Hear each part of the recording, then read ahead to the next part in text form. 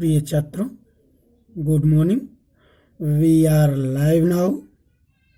आज हम सभी लोग पिछले टॉपिक से आगे पढ़ेंगे। पिछले टॉपिक में हम लोगों ने हैलो एरिनो की रासायनिक अभिक्रियाओं का अध्ययन किया था। उसमें हम लोगों ने पहले नंबर पर नाभिक प्रतिस्थापन अभिक्रियाओं के बारे में पढ़ा था। उसमें फिर हम लोगों ने उसके दूसरे पॉइंट में लिख रखा था कार्बन हाइड्रोजन आबंध में कार्बन परमाणु के संकरण में अंतर यानी कि अवस्था। कार्बन सी से कार्बन और एक्स मतलब हाइड्रोजन, तो कार्बन और हाइड्रोजन आबंध में कार्बन परमाणु के संकरण में अंतर। ठीक है, तो देखते हैं कि क्या चीज लिखते हैं।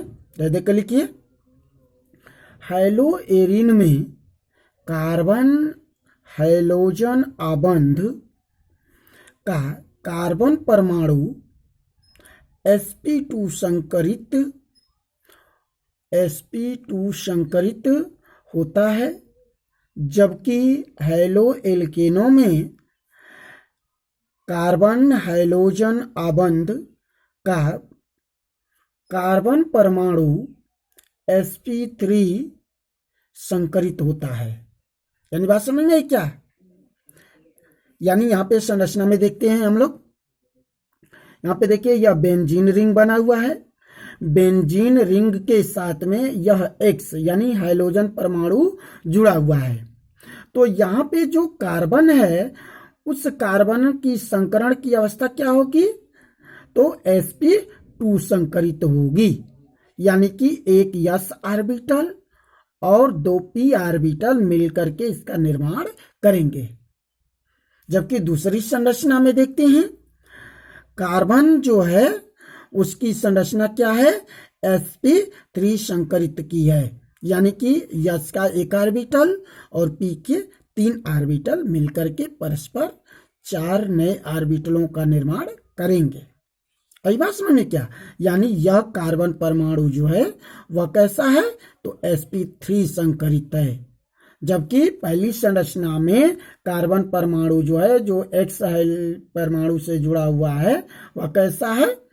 तो sp2 संकरित है। स्पष्ट हुआ क्या? तो आगे बढ़ते हैं। sp2 संकरित कार्बन में S कक्षक का अभिलक्षण 33.3%, जबकि sp3 संकरित में यह 25% होता है। यानी क्षमता घट गई, इसमें 33 थी, इसमें 25 हो गया। आगे देखते हैं, इस S कक्षक के अभिलक्षण के आधिक्य के कारण, यानी 33% और 25%, यह किसका है? हैलो एल्केन का है, और यह हैलो एरिन का 33.3% है। तो हैलो एल्केनों से हैलो एरिनों की प्रतिशतता अधिक है। तो वही कहा जा रहा है कि कक्षक के अभिलक्षण के आधिक्य के कारण हैलो एरिन का कार्बन अधिक ऋण विद्युती होने के कारण कार्बन हाइड्रोजन आबंध के इलेक्ट्रॉन युग्म को दृढ़ता से बांधे रखता है।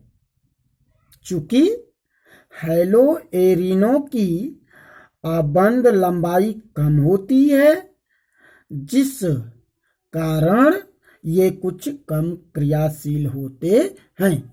तो किससे कम क्रियाशील होते हैं? हैलो एल्केनों से।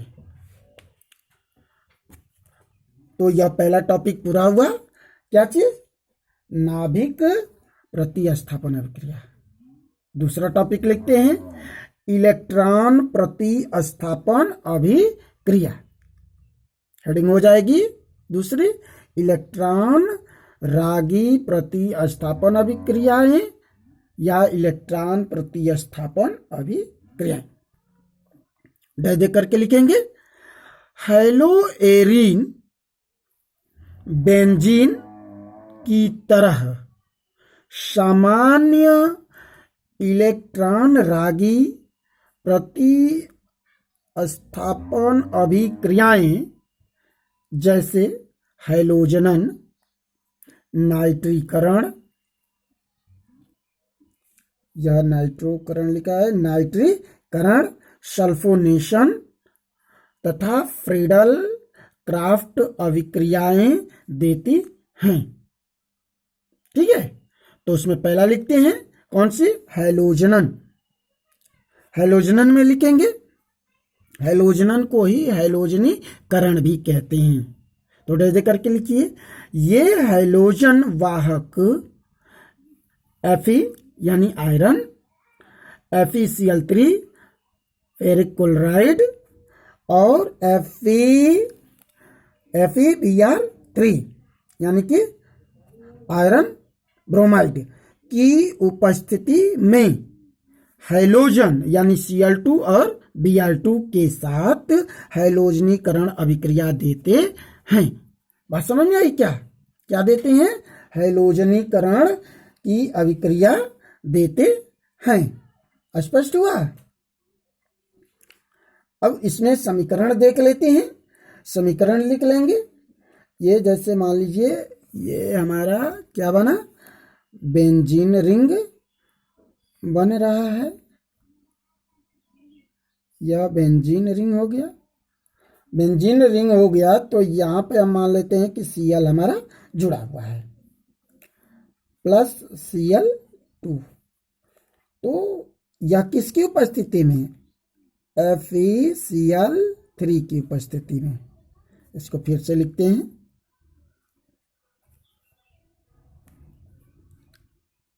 FeCl3 ठीक है की उपस्थिति में गर्म करते हैं तो क्या बनता है, देखिए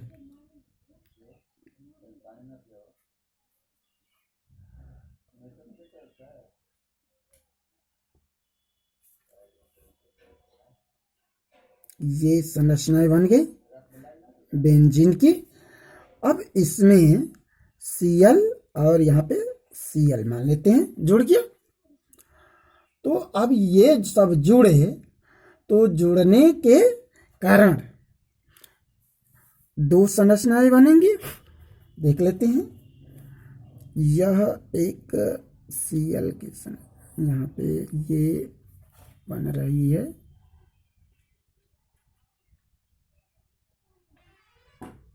ये संरचना हुई। बात समझ में आ रही है क्या?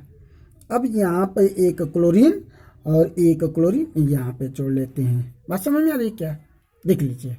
तो इस संरचना को हम ऑर्थो संरचना कहेंगे, जबकि इसको हम पैरा संरचना कहेंगे। क्या कहेंगे? ऑर्थो और पैरा संरचना कहेंगे। बात समझ में आ रही है ना? तो यह स्थिति होती है। कंफर्म हुआ? अगली हेडिंग लिखते हैं हम लोग,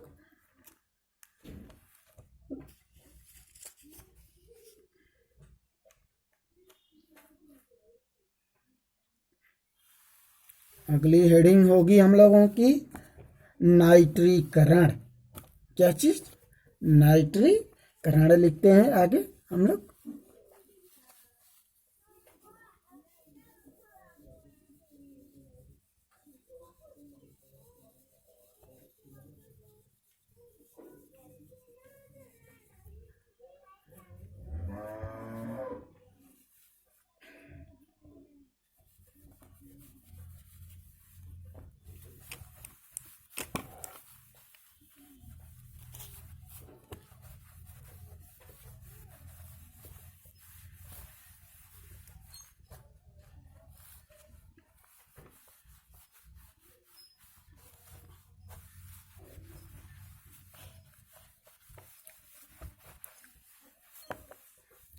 आगे लिखते हैं क्या चीज? नाइट्रीकरण। अगली हेडिंग लिख लेते हैं हम लोग, नाइट्रीकरण।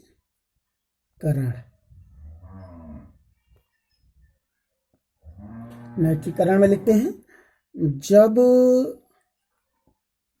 क्लोरो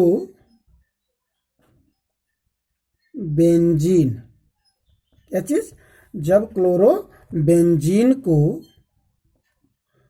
50 डिग्री सेल्सियस ताप 50 डिग्री सेल्सियस ताप पर, गलत हो गया, पर सांद्र नाइट्रिक अम्ल, नाइट्रिक अम्ल यानी क्या चीज, HNO3 नाइट्रिक अम्ल तथा या वह लिख लेते हैं वह सल्फ्यूरिक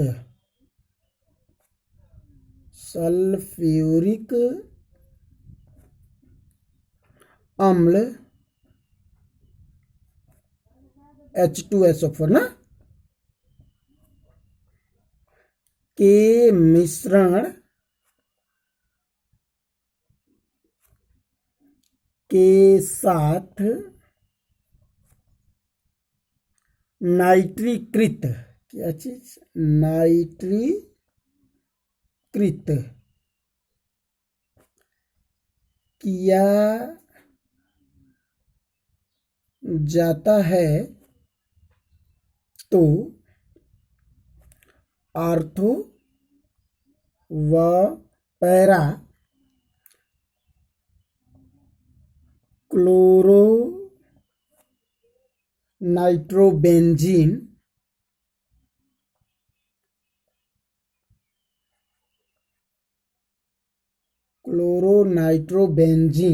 बनती है।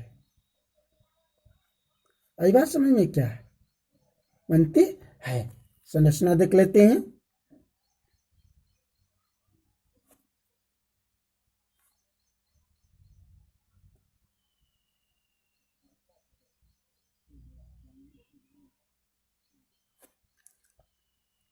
हो गया।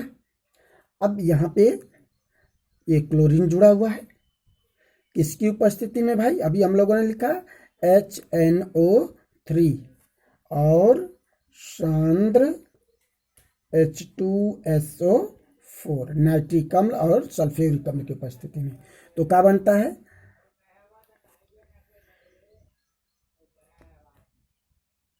यह एक संरचना बनती है। इस संरचना को हम आर्थो और पैरा कहते हैं। प्लस एक और संरचना बना लेते हैं,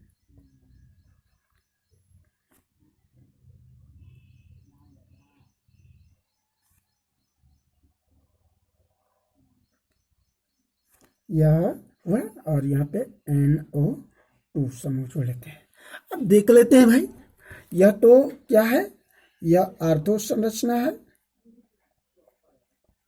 और यह पैरा संरचना है। आर्थो और पैरा संरचना हो गई। अब इनके नाम देख लेते हैं, तो इनका नाम हो जाएगा 1-क्लोरो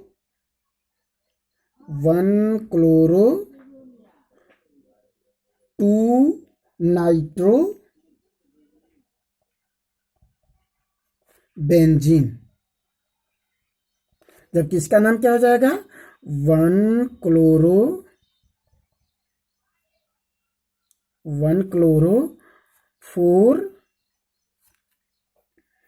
4-नाइट्रो बेंजीन। अब क्यों भाई, क्यों होगा, तो देखिए जब हम IUPAC नामकरण के अनुसार इसका अंकन करेंगे तो 1 2 3 4 5 6, यानी कि क्लोरीन को पहले नंबर का कार्बन परमाणु कहलाएगा और यहाँ पे भी पहला और यहाँ पे चौथा कहलाएगा, इसलिए यह कहेंगे। ठीक है, मैं समझता हूँ कि आपको समझ में आया होगा।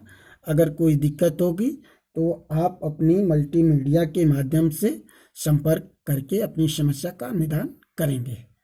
धन्यवाद।